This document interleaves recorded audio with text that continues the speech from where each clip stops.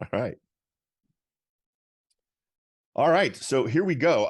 This is an exciting time for me. As those of you who've been listening to the show for a long time, we've done this for years and years, over a decade now, and I very rarely interview folks for books. But this time I had to make an exception, because I did a really quick check on who the author is, and I'm going to do a quick rundown on who Rich Fettke is as we move further into this. And then we're going to talk about his book. And give him a chance to talk to us a little about it. I think there's amazing nuggets here, but let's just start off by introducing Rich. I'm gonna do the Rich introduction. Then I will let Rich kind of massage it however he likes. So Rich is the author of The Wise Investor, Extreme Success, and the audio program Momentum. He's the co-founder of Real Wealth, which helped over 60, or is helping and has helped over 60,000 members acquire cash flowing properties. He has been selected as a Rich Dad author for his expertise as a wealth mindset expert. He's a past president of the Professional and Personal Coaches Association, former vice president of the International Coach Federation. He's been featured in USA Today, Wall Street Journal, Self and Entrepreneur Magazine. And he's also a sought-after guest on radio and TV shows, including NPR and Dr. Laura, to name a few. And of course, now we're at the peak where he's on Real Estate Realities, because that's just kind of the way it rolls. But he's also an adventure athlete who's competed in the ESPN X Games and holds records for bungee jumping. I mean, what a great way to end a resume. I hold a world record on bungee jumping. So welcome to the show, Rich. I appreciate you taking time out to share your thoughts on your book with us. But what else would you like to tell us about who Rich Fettke is, what got him where he is right now, and what brings you to this book? Well, thank you for that intro, and I'm glad I'm finally made it to this show. I'm so stoked, man. Yeah, it's a bucket list checkbox. This is for great. everybody. Yep, and here we are. So yeah, and I hope to deliver some good value for your listeners today. So yeah, I mean, beyond that, you really covered it all. I mean, if you want to look at the other side of Rich Fettke, it's that little gremlin, that little inner voice in my head that tells me what I'm not. And that came from me being diagnosed as learning disabled when I was 8 years old. And I was put in the classes for the learning disabled, was made fun of by the other kids, called a retard, all these things. Yeah. And so I got that little voice. It's like, you're stupid. You're never going to amount to anything. And so I had to overcome that voice. I still have it today, as so many of us have that inner voice that tells us we're not enough or whatever it tells us. Yeah. But really what got me to overcome that voice and to realize that I could actually be successful was weight training. I got into weight training late in high school, and it taught me that I could be self-disciplined and I could show up and I could set goals for what I wanted to lift and what I wanted to weigh and all that stuff. And that carried over. It just showed me a whole new way of operating. I carried that same thing of self-discipline and started to change my brain to realize that I am self-disciplined, and I became more and more self-disciplined. And then I applied that to educational goals, went on to open a health club when I was 23. And then after I sold that business and moved to California, and then started Real Wealth. And like you said, we've helped over 64,000 people create financial freedom. So that little voice is getting quieter, and I have an answer for it. But that's the other side of Rich Fettke.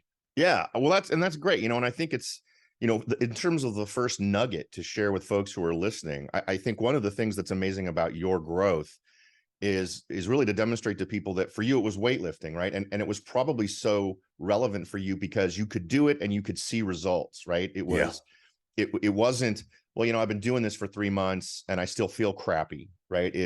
I look better, I feel better, I'm performing, I'm able to do more.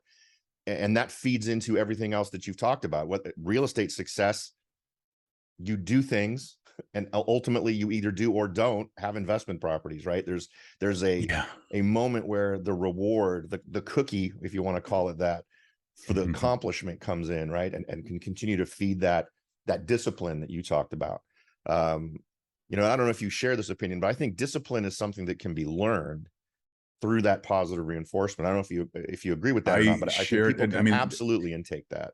That is scientifically based, that that belief. Yeah. They've proven it, and we actually change our neural makeup. We lay down new myelin between neurons. We Yeah. change our brain through neuroplasticity, and we can actually develop that area of the brain that's about willpower. So Yep. it's awesome. Whenever you do something hard or difficult or challenging and you stick to something, your brain actually changes its makeup and you actually become a more self-disciplined person. So I love that. I mean, Yeah. that's inspiring for me. Well, and it's a way out, right? No matter how bad your life might be today, Mm, knowing that through your own actions you can affect how your brain is working and how you're approaching problems is sometimes the only knot you can tie at the end of a rope, right? And to keep I yourself like from that. sliding off. Yeah. And again, this is all, we haven't talked yet about the book, but once you get into this, you're going to realize this all feeds directly into what Rich has accomplished here with the book he's finished. The first thought that jumped into my mind when I started reading it was Jerry Maguire. And there's a line in there about achieving the quan, right? Which is everything. It's you don't define it as money. You don't define it as a house or a BMW. Mm, It's just the whole package. I'm able to live my life the way I want to live my life, and sort of do it on my own terms. You're defining your yeah, own endpoint, and this general term of the quan I is sort like of that. the thing.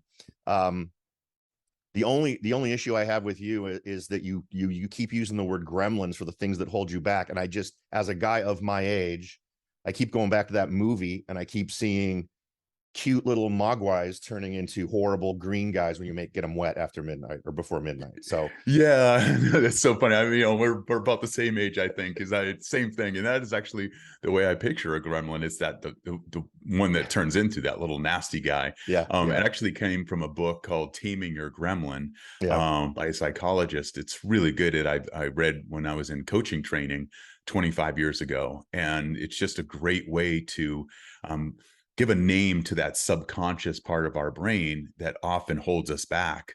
yeah, And it's not always the worst thing in the world. It's like being aware of it is the most important thing in the world, yeah, is being present, because it's like it runs the show and it's been trying to protect us ever since we were little kids. But today, as we get older, it often overprotects us. It base our decisions on the past instead of saying like, oh, wait a minute, you're a new person, and there's a different world and all that stuff. You hear it in real estate investing. You yeah, talk to someone about investing and they're like, well, I lost so much money in 2008, or my parents invested in 2008. They lost so much money and all that stuff. And it's like they let the past run today, and it holds yeah, them back from investing. yeah. Yeah, and yeah, I think you're, as someone who was also doing the real estate thing. So I've been licensed as a real estate agent since 1988. Got my brokers Nice. in 2004, and boy, it was painful to watch that evolution of folks from just unbridled optimism to holy crap, I'm losing it all. Yeah. And there was an awful lot of folks, me included, saying take a step back, because one of the things that you lead into in your book is you succeed through preparation, right? One of Hmm. one of your analogies, repelling, right? I love your repelling analogy, where you face something scary that could kill you, but it's not Hmm. going to kill you because you're planning and you're succeeding by working with someone who's done it and using the right ropes, using the right hooks, and all these kinds of wonderful things. Um, if you constantly apply that in your life, you insulate yourself more and more from those really bad things that could potentially happen, because you're taking precautions, you're doing things smart, you're looking at the lay of the land instead of just jumping right off and assuming gravity isn't going to work this one time. For Um, sure. Now, one of the things that you do in this book, and this is one of the questions I think is probably one you're going to get asked most, because it's very different. Um, how does your book differ from the typical investing and real estate and finance books out there, um just in terms of how you put it together? Yeah, I mean, it's a parable. So there are so many, there's thousands of amazing real estate investing books, wealth mindset books. Um, the challenge that I found was that 86% of people don't finish a nonfiction book. Yeah. And that's kind of devastating. And so I wanted to write a book to communicate these lessons, everything I've learned as an investor over the last 19 years, everything I learned as a coach working with hundreds of clients since 1995. I wanted to weave these lessons into a story, or into something, a book that people would actually digest, finish the whole thing, get the lessons. So that's what really makes it different, is it's a parable. It's a Yeah. modern parable about creating financial freedom. And like you said, also really like living your best life in all areas, the quam. Yeah. Yeah. Yeah. It's absolutely that. So that's why I wrote a story. And I also wanted to emotionalize the information. So often, as human beings, we learn so well through stories. It's the best way for us to learn and absorb something and have an emotional change and to do things different. So in the book, I reference a lot of different books, a lot of different lessons. And even at the end of the book, I have a resource center with all my favorite books and podcasts and resources Yeah. on how to invest, how to create financial freedom, how to develop your willpower, all that good stuff. But I didn't want to have that hold the reader back from completing it. So Yeah. And that's why it's different. I think you struck a perfect chord, because and I know I'm really throwing so much sunshine your way. I have to think of something negative to say about you before we Thank you. finish. Please stop. Just keep it coming. Just lay it on me. Bask in the glow. I've read an awful lot of books about real estate, how to invest, these types of things. And what your book does is takes it from being a checklist or a bullet list, or one of those ones that might call out a specific in a different colored box of text. It's not a textbook. As you said, it's a parable. It's teaching through allegory. It's teaching through analogy. But what's great about it is anchoring it in a emotional, and I don't even hate to go that direction, in a relevancy. That's the better word, I think, in a more Okay. relevant way for the reader. Because I know, as a dad, as a guy who has struggled with investing, real estate, confidence, whatever, when it's being discussed in those terms, instead of the typical thing, right? So the typical real estate agent thing is, once a week, all the agents get together and they play Eye of the Tiger really loud before the meeting, right? And I Right. suppose that's one way to get motivated. But once that song is over, poof, Yeah. it's Then you like got to so get to much work. smoke in the wind. It's just gone, right? Mm. But when you've created an emotional link between the life that you want, your spouse, your children, you know, and not just about money, right? And I think that is one thing that you cover in your book really well. That's why I wanted to reference the Quan, is because the money isn't necessarily the thing, right? There's a sincerity to the way that you've expressed this that Mm. connects with, it's about making your life better. And when you Yeah. make your life better, the money stuff will come if you're doing things right, and you're using good strategies. But if the focus is just on the money, I don't think you end up where you want to end up. I Yeah, think you end up in a absolutely. less satisfying place. Yeah, and in the Morgan Housel in the Psychology of Money, he talked a lot about that. And so this book and this story has been influenced by some of my favorite books. Rich Dad, Poor Dad. I'm sure you see some of those lessons showing up in Sure.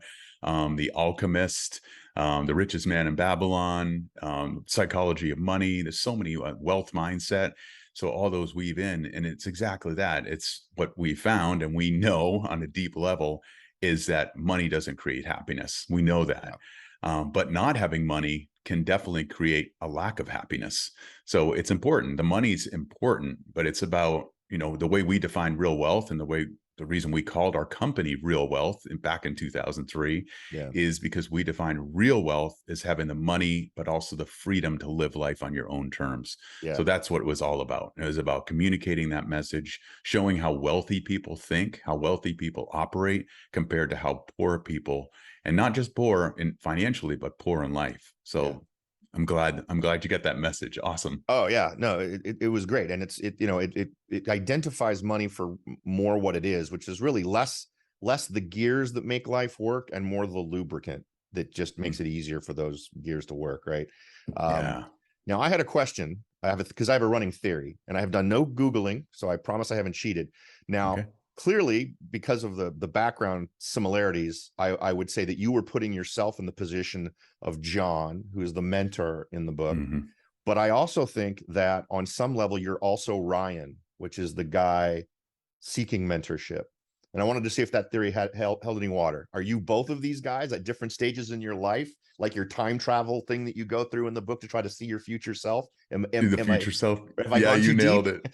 You Is it nailed it, not? Robert. Yeah, it's exactly that. Ryan has been through what I've been through, and he's also a reflection of so many members in our network that I've talked to, Mhm. where they were, what they did, where they are now, and the lessons learned. So yeah, he's definitely me. Some of those gremlins telling himself I'm not good with numbers, telling himself I'm not disciplined, and then what he learns about that and how he grows. Yeah. So absolutely, it's and then John, the mentor, is definitely me in the future. So John is my future self more than anything. He's wiser, he's more experienced, he's more successful with his investing and his business. So yeah, absolutely, you nailed it. Okay, cool. I feel better about myself now because I thought I'm going to ask him this question. I'm going to be wrong, and then I won't feel good about editing that part out, and I'll have to let the world know that I had it wrong. So I'm glad that I didn't. You did, you nailed it. Perfect, perfect. Or you're just being very kind to me. So one other thing that I like about the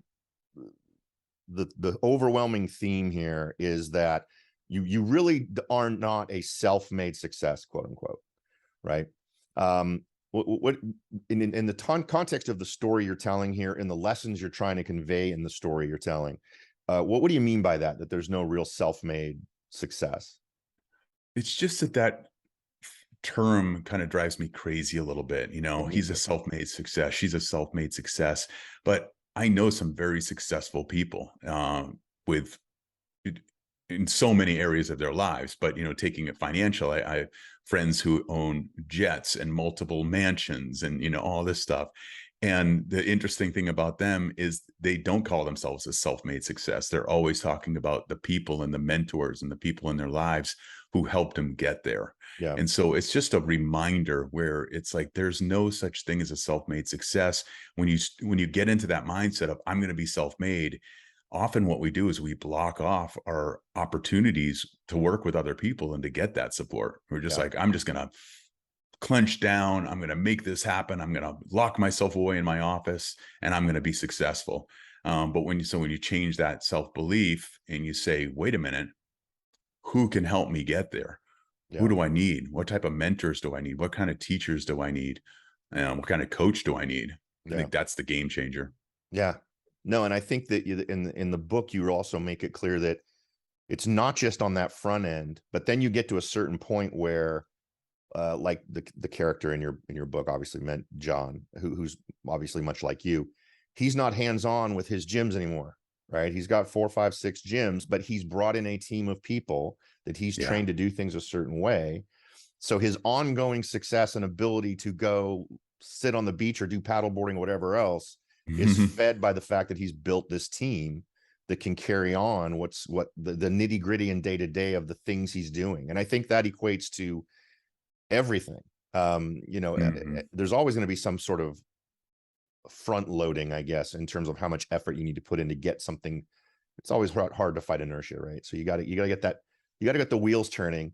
Yep. But it's always going to be easier when once you get it going a little bit, if someone comes and joins you to push that load, and then once it's actually going, to help people have people come along that can help it go the right direction.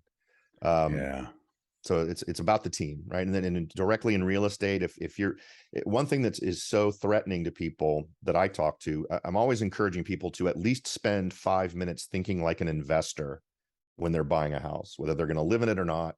If it's there and they plan to never move, think like an investor, please, just for 5 minutes. I like Um, that.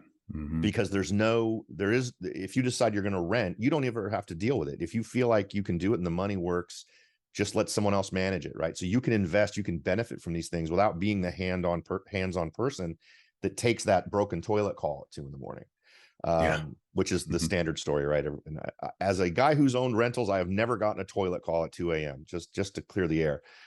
Good. So I haven't it's, either. yeah, they are much more rare. And if you are getting them, your problem is you're not vetting your tenant applicants well enough, not Mhm. not that Yeah. your toilet is broken. Um, okay. So Now the characters we've already talked a little bit about what the characters are based on, and I think that's pretty clear. Why did you personally start investing in real estate? And I'm guessing that the philosophy expressed in the book is pretty similar to yours, but what got you hooked? Honestly, it was desperation, Oh, which okay. sounds kind of weird, but it was 2002. I had a thriving coaching practice. I was giving keynote speeches all over the country. I was feeling on top of my game. I had two daughters, 7 years old and 3 years old, and my wife was a stay-at-home mom. Everything was going great. I had just signed a book deal with Simon and Schuster, and then I was diagnosed with melanoma, which Oh, wow. is the most advanced form of skin cancer, Yeah. which is not the biggest deal, but they thought it spread to my liver. Yeah. So they, after multiple tests, they kept seeing these masses on my liver. And I met with an oncologist, and he said, it does look like this melanoma has spread and metastasized. And if so, you probably have 6 months to live. Oh, wow. So it rocked our whole family's world. And Kathy's like, what am I going to do financially if Rich dies? And so she just rallied and she started to seek out mentors, and she started to talk to people who were financially successful that she knew. And no surprise, they created their financial success mostly through real estate. Yeah. And one of those was a broker, a mortgage broker. And he said, get your license. I'll show you how to do mortgages. I'll show you how to invest in real estate. And so Kathy was completely excited about that. She said, here's a way I can do this.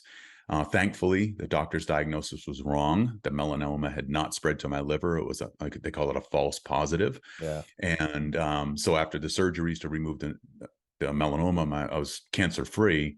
But that was the impetus that got us into action and us to discover real estate investing and finding mentors to do that. And so we lived in the San Francisco Bay Area. We went to Dallas area, north of Dallas, and bought a bunch of properties in Rockwall, Texas. Oh, okay. And yeah, just and great properties. They were cash flowing, and we're like, oh, right, this is our new way to financial freedom. Yeah. To take the money that I was earning as a speaker and coach and author, direct that into investments, have our money make money.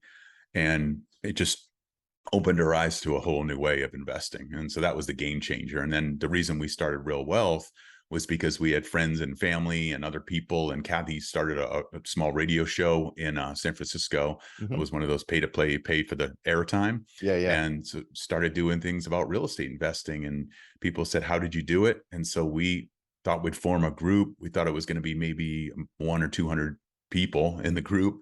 And that's the group that today is now 64,000 people. So Wow. That's it's amazing. been an interesting journey. So that's the kind of the origin story of what got us into real estate investing. It's interesting that your sort of turnaround is preceded by what back in college, when you take that first psych class, they call it a significant emotional event, right? When something big happens, that's when change occurs. Yeah. And for so many people, they don't, and I hate to phrase it this way, and you may disagree, the benefits of that, right? When you get no one wants to hear they've got a melanoma. No one wants to hear they have cancer. No one wants to hear it's in their liver. But your response to it can be such a game changer in your brain, right? That you start looking a new direction. For folks who 100%. don't have that, who don't have the quote unquote benefit of that, Uh-huh. I think they find that motivation in something like where else do they find it? In something like your book, and something they read, and something they consume, to get that inspiration, right? To make a change one direction or the other. Yeah. So hopefully they can dodge the life-threatening medical diagnosis and still achieve a major change in their life towards something good. Now, something else that's interesting to note, I noticed in your bio online, if you'd like to see more about Rich Fettke, he's got a website, fettke.com, fettke.com. So you can check it out there and see what he's all been up to. But I noticed under the what people are saying section, you've got Arnold Schwarzenegger, Robert Kiyosaki, and Mark Victor Hansen up there. And I wanted to call out Arnold Schwarzenegger because everyone knows him obviously as an action hero guy in the 80s and 90s and even in the 2000s. But if I'm not mistaken, he has actually made way more money in real estate than he ever did making movies. Absolutely, yeah, because he's Yeah, taken the money that he's earned and directed into real estate, and yeah, he owns a whole block in Denver. I've been to his restaurant in, Shotzi on Main and, Santa Monica and yeah, Venice. yeah, Yeah, he's put a lot of money. He owns stuff up in, I think it's Aspen, but yeah, like a big ski cabin and all that yeah. stuff, but yeah, It's if you read his stuff, I mean, it's all one thing to be, and he may be a hero of yours as well, just from the bodybuilding standpoint, because I know you got into working out. exactly. But to have somebody like that talk about how you're able to get clear and stay focused for better results by through your work has got to be a big make you feel really good. I mean, I'm kind of a fan of Arnold Schwarzenegger. I mean, he's our former governor, but I love him for Mhm, other reasons. But now, in terms of real estate first steps, right? It's we've got folks now who are kind of coming at this. Maybe they're hearing this for the first time. Maybe they're hearing your name for the first time. mhm, Hopefully, they'll go out, they'll check out your book and see if they can get some inspiration from that. So much of what your book starts off with is, and maybe through implication more than anything else, is really the first step. While it may be identifying your finances or identifying things you want to overcome, or the gremlins in your life, one of the main ones is just showing up, right? When the mhm, mentor meets Ryan, it's mhm, not a setup. It's he's going to a thing for a completely different reason. He really doesn't even want to go, but he goes. yeah, And it turns into something else. It turns into what it was supposed to be, but the original target was a completely different set of people.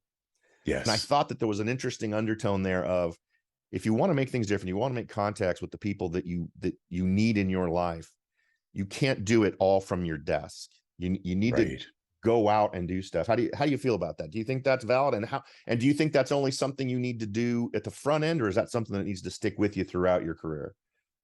I think if you wanna keep growing, it's something you need to do throughout your career, throughout your life, Yeah, whatever that might be, whether it's, financially or relationship-wise or health-wise. It's finding other people who can draw out the best of you and who can also mentor and guide you. It's the support network, and then when you get to a certain level, then it becomes peers and colleagues, It's like I said, I mentioned, my friends who've got jets and all that stuff, being around those folks and seeing how they operate and how they live, yeah, it's changed me. yeah, And to be like, oh wow. And instead of and some of those lessons that the mentor teaches the protagonist, Ryan, what John says to Ryan, is those differences between the way wealthy people operate and poor people operate. And poor people tend to, and poor in life, poor in money, but they tend to live in envy. And they look at wealthy people or people with a lot of money as bad or evil. Like, how did they get their money? How did they do that? Probably manipulated somehow. And they're greedy and all that stuff. When I've seen, wealthy people, instead they don't use envy, they don't have envy, they look at it and they say, oh wow, I'm yeah, inspired by what they created, I want to do the same. And these friends that I've met and colleagues, I get to see how much they give back, how they treat their family, how they show up, the difference they make with the people that they're serving. One of my friends owns 10,000 doors of apartments all over the country, and he makes it a point that whenever he raises rents, he always improves the unit for that tenant. And so just it's a way of operating that I think is yeah, awesome. It's a wealthy mindset. And so, yeah, yeah, being around people like that, no matter where you are in your career or your journey, having people around you that inspire you, that lift you up, that and support you, it's yeah, absolutely vital. yeah. No, and I'm with you on that. Now, one thing, obviously, you are an active real estate investor, so I'm assuming you keep up with the latest news. We are in a super funky market right now. The Right? pivot is ridiculous. Yeah. I Mm, expected like a 4 to 5 month pivot window, and I think that is I'm at least half off wrong. Right? It looks like the big pivot is last month, and I bet it's going to be an even bigger pivot this month. In my local area, 100% increases in inventory, 56% decrease in the number of buyers. So we're seeing this really big market shift. What do you see from through your lens? And if you were talking to someone sitting over a cup of coffee somewhere, and they were talking about making their first steps into real estate investing, what would you suggest given the realities that we're sort of heading into right now? I would suggest really taking a look at the big picture and investing fundamentals and looking at the property that you're thinking about investing in or purchasing, looking at not just the 1 year, like where am I going to be cash on cash returns in a year, or what kind of cash flow is this going to give me each month or anything like that. Look at the big picture, because that's where real wealth is created, Yeah. wealth over time. So look at a property with a 10-year window or a 15-year window and say, okay, let's pencil this out. Let's look at the numbers over just 10 years, looking at it over 10 years. Yeah. Even if you're buying, the market hasn't cooled enough and you might pay a little bit more than you would maybe in 3 or 4 months for that property, maybe. Still, even with interest rates at where they are now, up around the 6% area, Yeah. it's, we got spoiled. We got spoiled with these 3% rates and all that. Yep. But still, if you ask someone in the 80s, do you know, would you buy an investment property at 6%? Yeah. They would say, yeah, how many can I buy? Yeah. So it's like taking that big picture into it and looking at sticking to the fundamentals. If you're going to buy an investment property, make sure that it at least breaks even from day one. Yeah. Don't get so focused on the cash flow, because it's just, you're not going to get the same cash flow as you did a year ago. Yeah. So it's like, look at that, but then pencil it out and look at the big picture and say, how much appreciation, and taking the average rate of appreciation.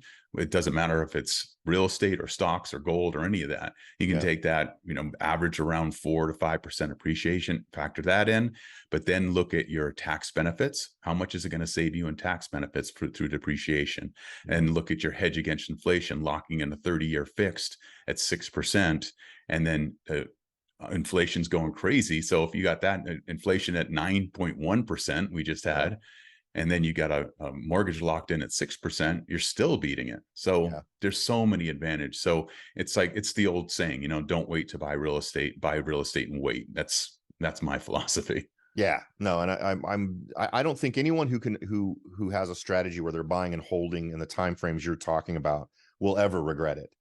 Yeah. Think about the people who, if you bought at the peak before the 2007 downturn, right?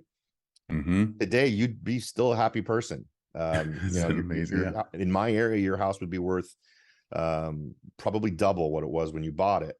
Or not double, but maybe 50% more than what you paid. So yeah, so it's definitely a scenario where I don't think that if you're a long-term investor that there's a huge issue with you, but if you're super tight and you're not thinking you can hold it for long periods of time, it might be a different decision for you.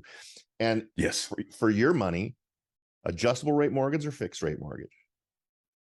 I'm fixed rate. Yeah. Yeah. I know you can, there's a lot of people doing arms and all that stuff. And it's just like, but I went through the 2008 thing. And what you just talked about, if you bought that property before and you held it through and everything, that's if you held it through, if you could control the property. Yeah. And so many people back then went in negative cash flow and they were just betting on appreciation and think, well, it's all right, a couple $100 a month for each property I'm losing, but it's appreciating more than that. Right. And those are the people that got burned. So it's always looking at that investment. So anyway, fixed, I like locking in a 30-year fixed, even if it's 6%, you can always refi out of it. Yeah. Well, and with arms now, I was just talking to someone yesterday who was going to do a purchase where they were going to get a 1-year arm. And I'm like, brother, in 1 year, interest rates are going to be so high. And when it adjusts, you are going to be crying, particularly if you've already done the math and it's relatively tight. Yeah. So, don't do it. Buy less house. Yeah. Don't, if you have to buy less house, don't go adjustable. I know a lot of investors who are doing the 5-year. That's possible, might make sense if, especially what's your exit strategy, if you're planning on selling it. But I don't know. I'm a safe conservative investor. I like to sleep easy at night. And I learned my lessons. I'm with you. I just want to buy it and hold it. As you say in the book, people always need a place to live. So it's one of those things where there's always going to be a demand for your product. Now that demand may fluctuate, but I'll tell you, in my marketplace, we didn't see rents really go down much at all during the worst of the downturn. Down here in my neighborhood, not at all. I think San Francisco was the only place where you actually saw rents go down for a period of time. but even that Mhm. was 6 months where they were down a couple $100. Right, short Right? period of So it was, time. yeah, very, very small snapshot. And Mhm. another point for you, when I started in 1988, interest rates were at 14%. Oh my goodness, yeah, right? Yeah. Yeah. There you And go, you know? when they So it's went like, below it's all 10%, when they relative. became 9 point anything, everybody was buying. Oh, wow, it'll never be under 10% again. We've got to buy all the houses we can right now. So it was Yeah. crazy.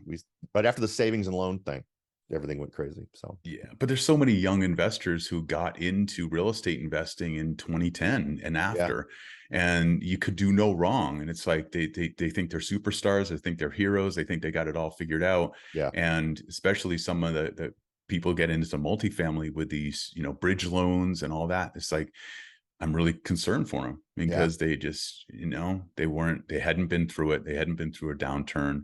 yeah, And at Real Wealth, when we look for property teams and brokers to work with, we always look for people who've got a little gray around the temples, who've been through the 2008, because they've learned the lessons. yeah, yeah. Yeah, this show started in January of 2007. So we were kind of really riding the rail on trying to make hard decisions, smart decisions, using Oh, data, wow. and particularly in this world, right? The direction you're coming at it from is as an investor, and it's so much easier than when you're buying your home, right? Because there's so much emotion wrapped up in buying your home. Yeah. This is really just math. At the end of the day, is it bringing in more than it's pulling out in terms of maintenance and mortgage payments and everything else? So it's not as scary as so many people make it out if you just do the basic math and get a good partner to help you out, a good mentor to walk you through the process. Yeah, and magic happens when you get that first investment property. If you first purchase your first investment property, it's like it is scary and it's overwhelming. And our daughter, who's now just turned 30, she got her first property at 24 years old, and she was so overwhelmed, so scared. There were so many terms to learn, Yeah, and it did her so well. She was able to use that money and buy another property here down in Southern California. But what happens is you get that first investment property, and all of a sudden you're like, I'm an investor now. And yeah, your whole mindset shifts. You see yeah, things in a different way. You start thinking through the numbers. yeah, Yeah. yeah. Awesome. No, and that's good stuff. And the best part is with your book, I honestly believe that people are going to be able to internalize so many of these important lessons in a way that isn't a textbook feeling vibe. It isn't the checklist. It isn't that. It's going to be something that I think connects with readers on a level that I think is far more likely to have a lasting effect, frankly, than sitting in Hmm. front of the monitor or whatever else, taking notes or whatever else. I I think it's a hope great so. connection, and and I know that the book is just about to come out. Where it's literally going to come out like tomorrow in hardback. Yeah. So I Yeah. encourage folks to check it out. Thanks for your time. I appreciate you being so generous with it, and I look forward to hearing more from you about how well the book is done. Absolutely. Thanks for having me. You It's bet. been good. Yeah.